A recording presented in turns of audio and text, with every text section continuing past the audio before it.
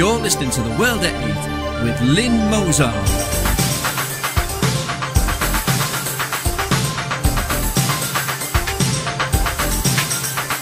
The World at 8, the number one in nationalist news. Highlights of the news today, Friday 30th of January 2015.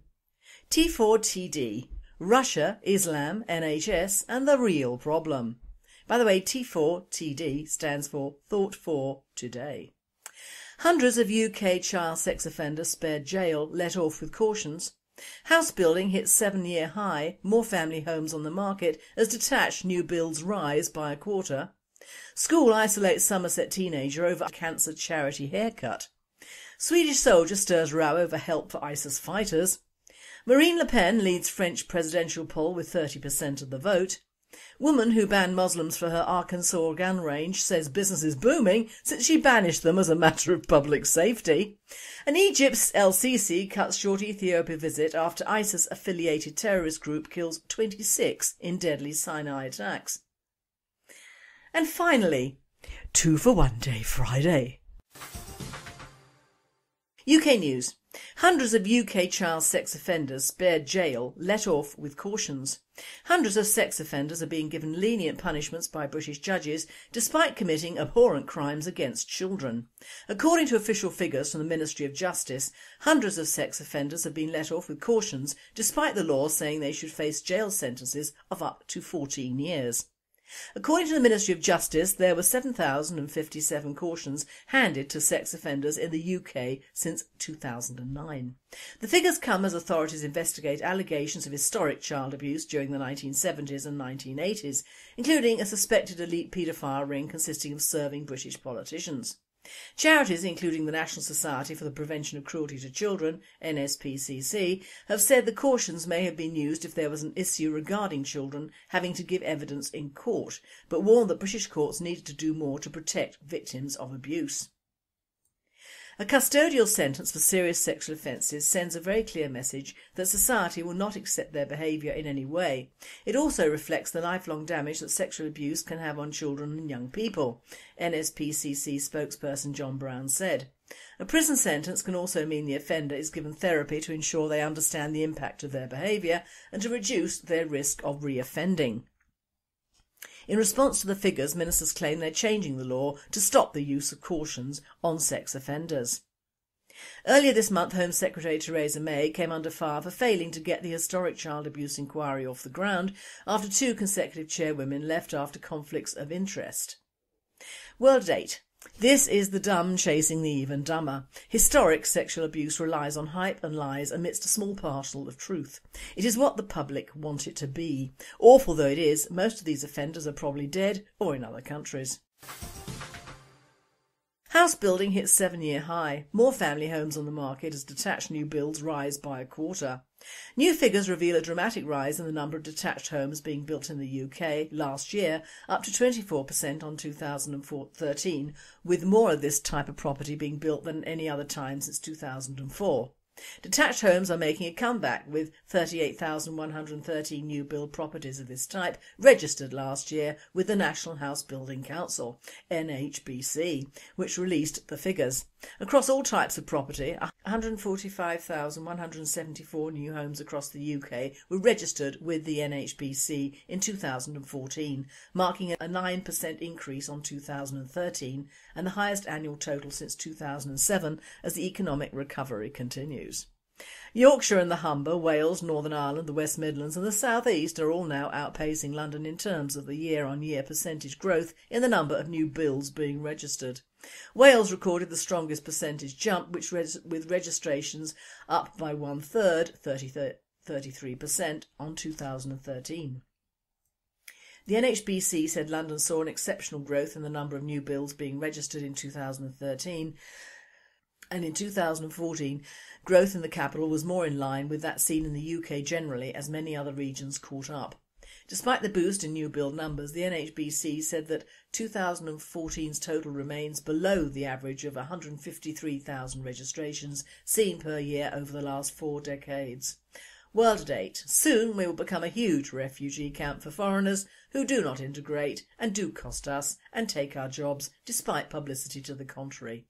Not everyone needs an Asian takeaway or a Polish cleaner, do they? School isolates Somerset teenager over cancer charity haircut. A teenager who shaved his head to raise money for charity has been put into isolation for breaking school rules. Stan Locke, 14, a pupil at Churchill Academy, North Somerset, said he wanted to raise funds for the Macmillan because cancer affects so many people. He got the #1 haircut on Sunday after playing rugby for Winscombe RFC. Head teacher Dr Barry Ratton said Stan had been in isolation for 3 days, but this would now be reviewed.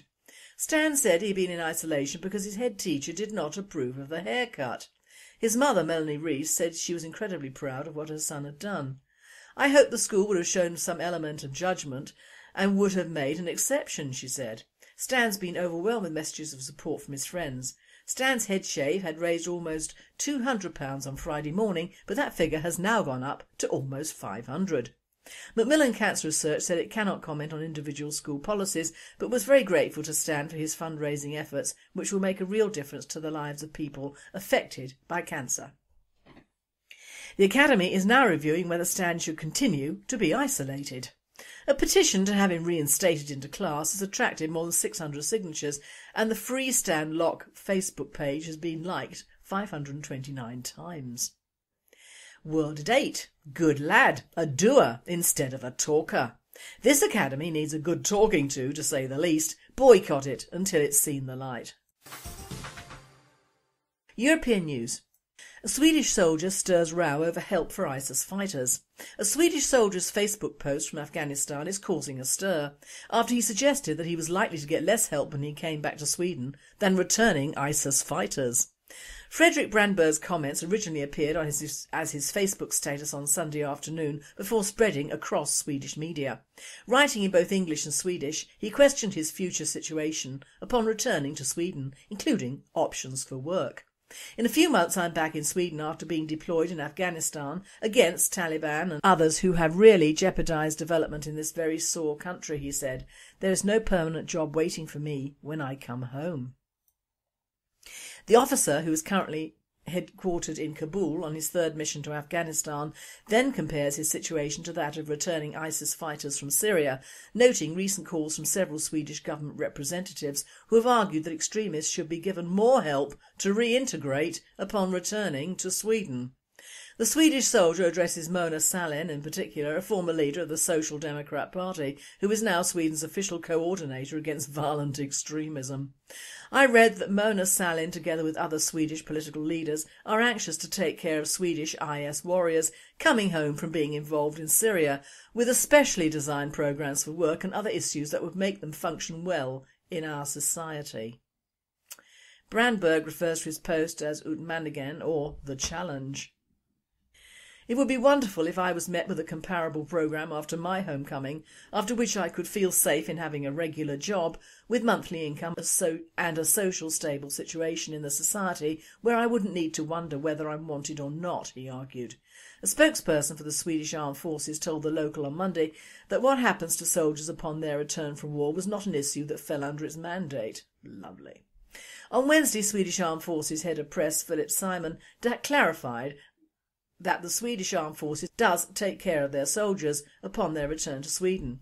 He added that while finding them work does not fall under its jurisdiction and is the responsibility of the wider Swedish society, the Armed Forces does have several organisations in place to assist returning veterans. Simon reiterated helping ISIS fighters is not an issue for the Swedish military. The Swedish Defence and Foreign Ministries remained unavailable for comment on Wednesday.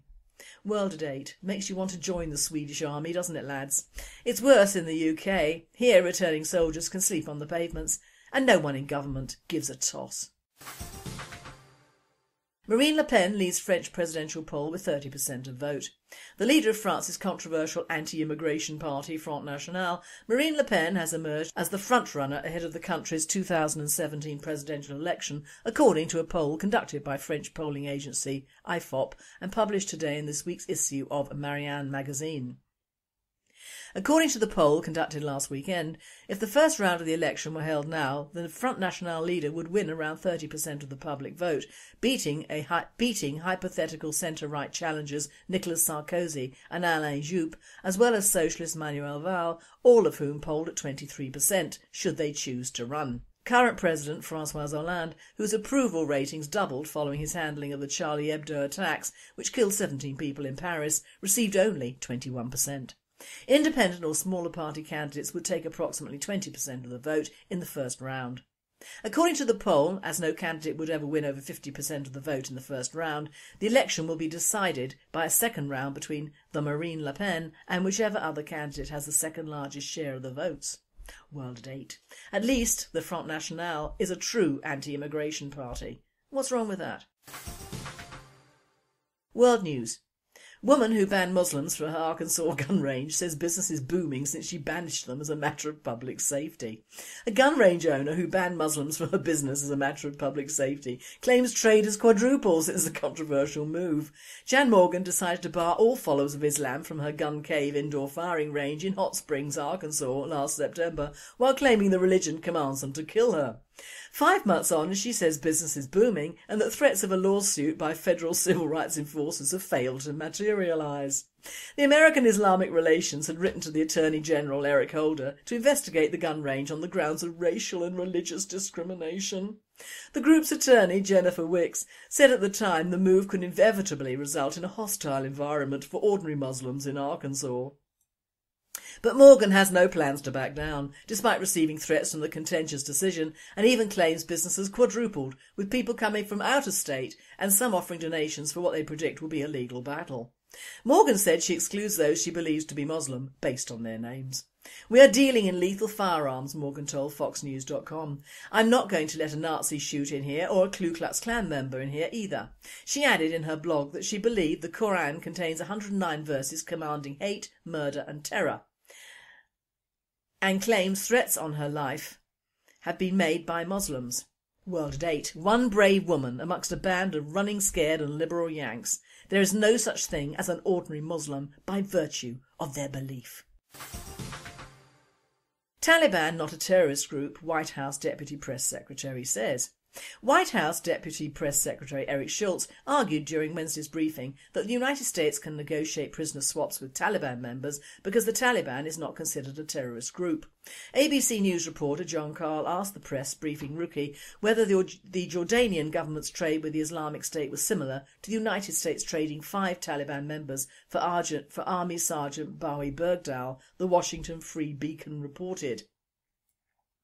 "As you know, this was highly discussed at the time, and prisoner swaps are a traditional end of conflict interaction that happens," Mr Schultz said.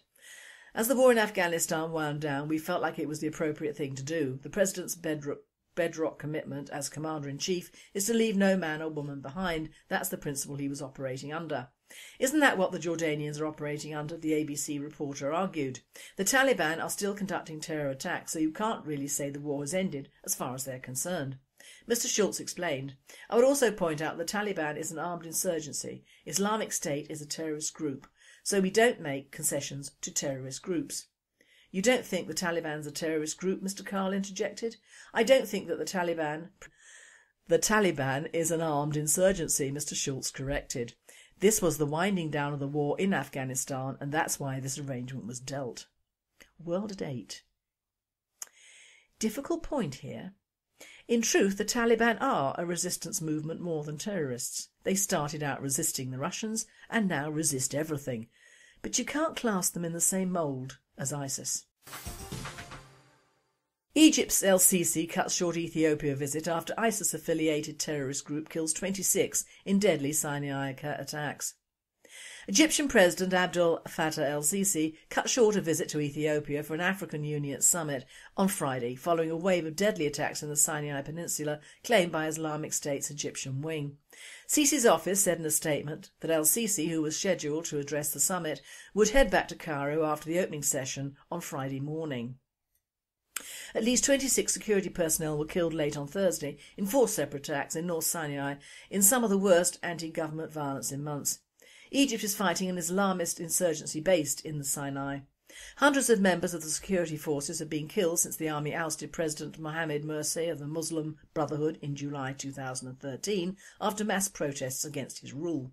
The Brotherhood denies any links to the insurgents, but the government makes no distinction between them.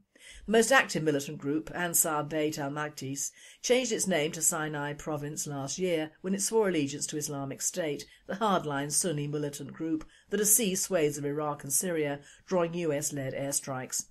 The attacks on the peninsula, which borders Israel and the Gaza Strip, were the deadliest since 33 security personnel were killed in 2 attacks in October.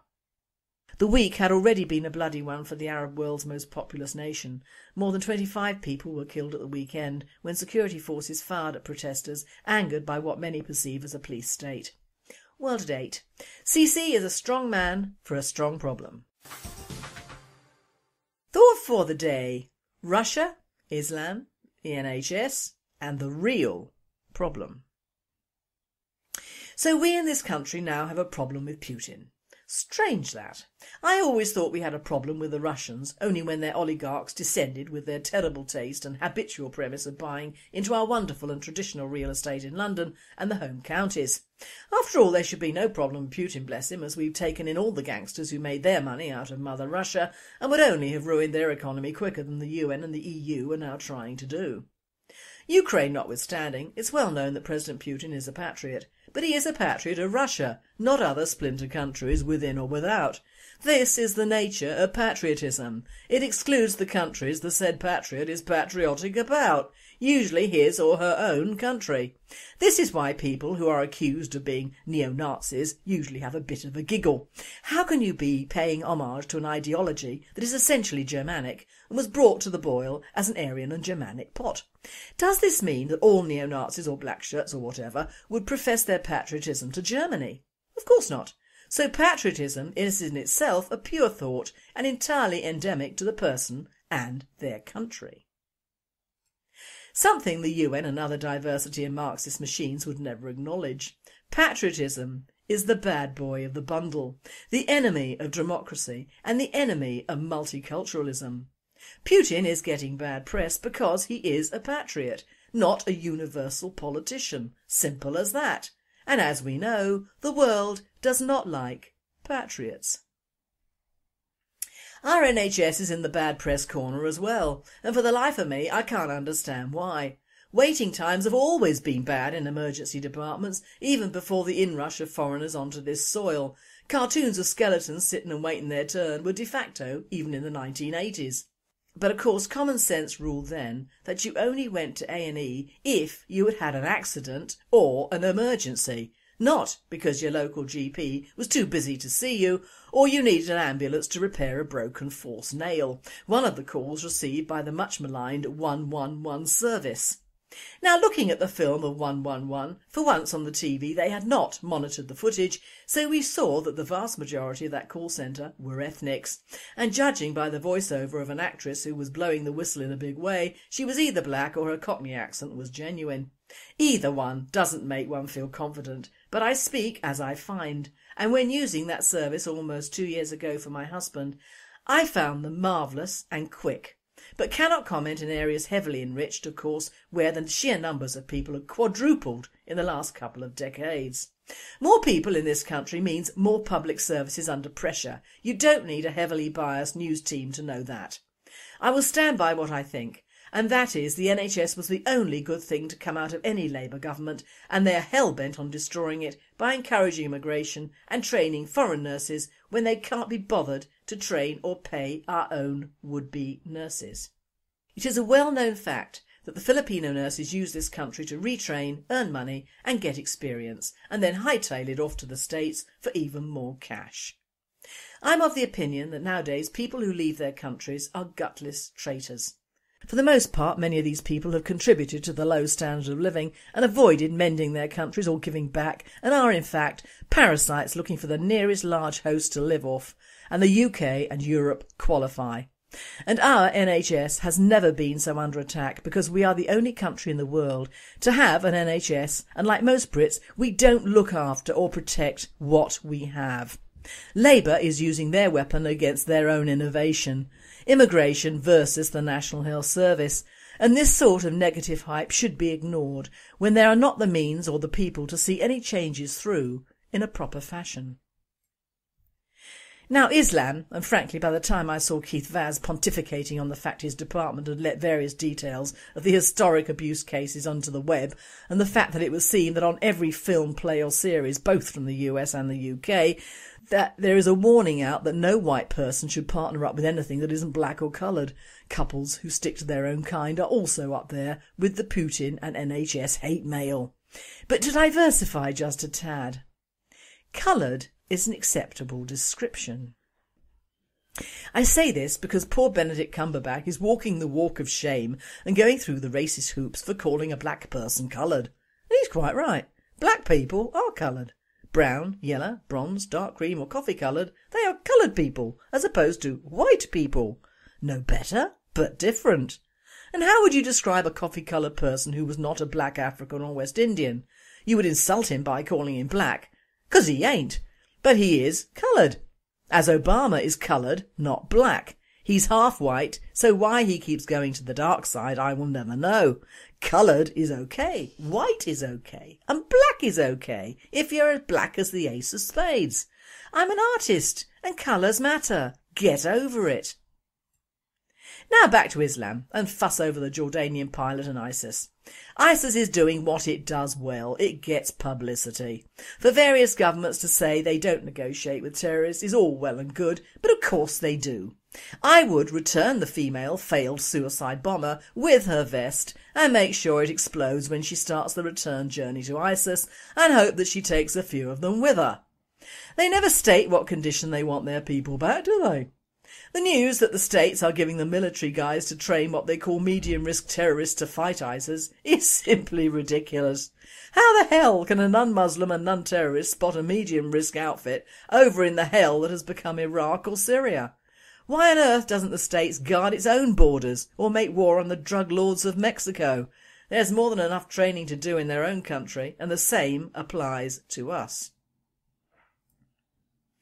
But amidst all this fluff and bother is a worrying factor, and that is not the outcome of the next election. It is a simple and small paragraph in a daily paper that reads: "The Bank of England will keep interest rates at an all-time low for the next 5 years or till 2020. Oh whoopee, I bet the people with jobs will say, oh, likewise the young migrants and the nun-savers. Well, you need to be afraid, be very afraid. This is yet another ploy by the banks to raise the price of property and to encourage the help to buy market and the so-called first-timers, which usually are unfortunately our own, to buy, and the richer to buy to lets will have a field day. But in 2020, if not before, if they're pressed, once interest rates start to rise, they will soar up, and I would bet that the vast majority of people who are bought when interest rates are ridiculous will not be able to afford a more normal rate. Thus the properties will fall into negative equity, the bailiffs and the banks will move in, and voila, there will be a huge amount of young homeless people and an equally huge amount of Asians or foreign buyers who will be able to buy cheaply off the banks or the estate agents, and again a gigantic move has been made on the social engineering scale against the indigenous young of this country. It is a win-win situation. The banks win, big business wins, any government wins, non-Brits win big time as usual, and foreign investors win. The fact that this is all in the making now will escape all the news headlines until, as usual, it is too late, and then of course the usual inquiry and investigation will fall flat if ever undertaken. Any government has to find the money to fund the EU, foreign aid, a self-made wobbly NHS and a crumbling education service, as well as paying out benefits for millions of foreigners who are or are not living in this country. Nothing comes free, and the diversity project is the most expensive of all. It was undertaken in this country because the Brits are not patriots as a rule, they cannot wait to leave this place for other climes, and because of the multicultural ethos which abounds now in England and the virtual Marxist ethics regarding family and religion. Any other culture can and has taken hold, and not only with our blessing and the blessing of our governments, but with our money. It costs to put Brits out of work. It costs to shut down factories and replace them with supermarkets. It costs to send virtually everything we use to make to be made in a foreign country. It costs to make the average family man redundant in his short working career. It costs to send mothers to work instead of fathers. It costs too much to even think about to allow foreigners to build and to buy to let to our own poor. It costs to allow England to become the hate child of the EU and the rest of the world, and that cost is not only money, it is respect, tradition and patriotism. And once those go, we will not be far behind. Our birth rates are low because we've become greedy and selfish, and that is just what Marxism is, greedy and selfish. No one does anything for their country anymore, just themselves, and although terrible, even more terrible is the fact that we are importing various foreigners to do just the same. Talk about a snake in the grass, and I like snakes, but not those varieties. So when listening to the BBC or ITV News, think about what they want you to listen to and believe, and then turn it off. You must admit, however liberal you might be, we have sold out big time. Our media is no longer English, our papers are no longer English, our streets are no longer English, our industries are no longer English, and even our food is no longer English. And most of all, our standards are no longer English. Soon, but how soon, will we be English? And finally, unseasonal but true. This isn't funny, but when you think just how much money our governments go through to keep foreign investors sweet. The 12 tax dodgers of Christmas. 12 CDs playing. Amazon got UK. Paid just 3 million tax on sales of 4 billion. 11 muffin baking.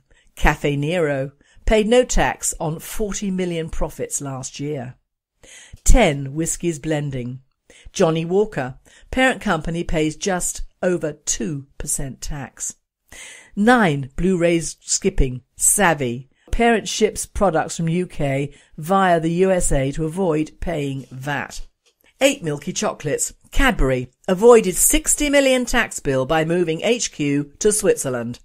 7 coffees steaming. Starbucks Coffee has paid only £15 million in corporation tax in 5 years.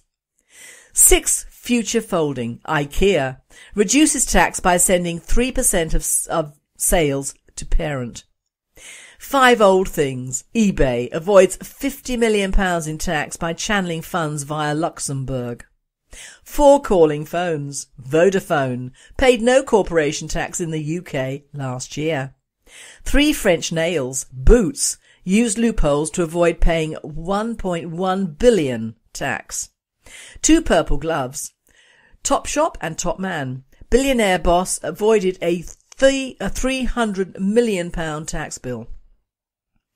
And an iPad with a 3G paid less than 2% tax on profits outside the US. That is not good for the British economy, is it? But a weekend laugh. A mother and her 10-year-old son were riding in a taxi in New York. It was raining and all the prostitutes were standing under the awnings. "Mum," said the boy, "what are all those women doing?" "They're waiting for their husbands to get off work," she replies. The taxi driver turns round and says, "Geez, lady, why don't you tell him the truth? They're hookers, kid. They have sex with men for money." The little boy's eyes get wide and he says, "Is that true, Mum?" His mother, glaring hard at the taxi driver, answers in the affirmative. After a few minutes, the kid asks, "Mum, what happens to the babies these women have?" "Most of them," she said, "become taxi drivers." You've been listening to The World at 8. I am Lynn Mozart, and I and the team at World at 8 and Radio Britain wish you all a very happy and a very safe weekend.